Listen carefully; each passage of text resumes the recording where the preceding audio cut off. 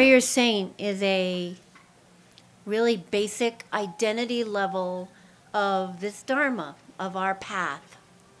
When you think of warrior saint, you think of, fierce and gruesome maybe, or competent and aggressive perhaps. But warrior saint has a whole other connotation. Guru Gobind Singh, who was the quintessential warrior saint, he said that I took birth on this planet in order to defeat the tyrants and protect the holy people. So it's really not enough to go out and defeat tyrants, because there's probably, there's a great prayer in Guru Gobind Singh's Bani called the Chandi Di Var.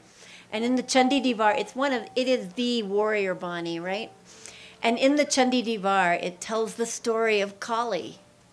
And in the battle that Kali fights, whenever her soldiers would kill one of the demons, one of the enemy, for every drop of blood that sprang from them and touched the earth, a new demon arose. So if you killed one demon, you spawned 100 of them, because every drop of blood made even more come up. And that's the nature of tyrants, and the nature of demons, and the nature of those things on the planet that are not good, is that they multiply.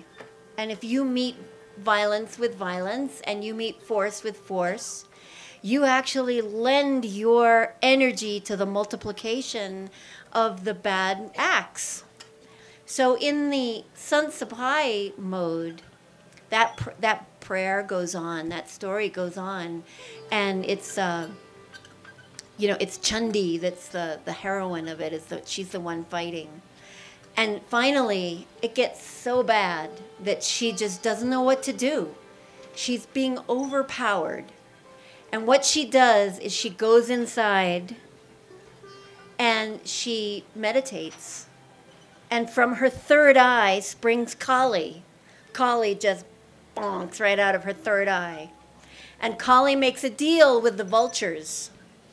And the deal is that as the demons are killed, as the enemy is killed, the vultures swoop down. And they're like yoginis. The yoginis swoop down and drink all the blood before it can hit the ground, and up they go again. So you see this massive battle going on with the swords and the clanging and the blood flying and the vultures swooping, and they defeat the enemy in that way. And so it's very entertaining, and those of us who like martial arts, can stomach it. It's really gruesome, but it has a real meaning to it. Because if she hadn't been able to do that, she wouldn't have succeeded in that battle. Because you can't meet force with force. You have to meet force with spirit. And then if you are pure and righteous, spirit will overcome evil. So that's the warrior saint path. Anyone here watch Game of Thrones? Okay, the dragon mother's standing there in the arena and everything is lost, and what does she do? Goes right to the inside, and from her spirit calls her dragon, right?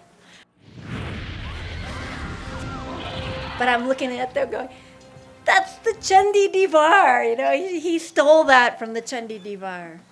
It's a classic story of when spirit overcomes evil. If you like this video, click the like button. And if you want to see more videos like this, subscribe. In the Sikh tradition, you normally don't see women in turbans. And as a woman, I claim my right to wear a turban. It is my crown. It's the symbol of my commitment to my guru.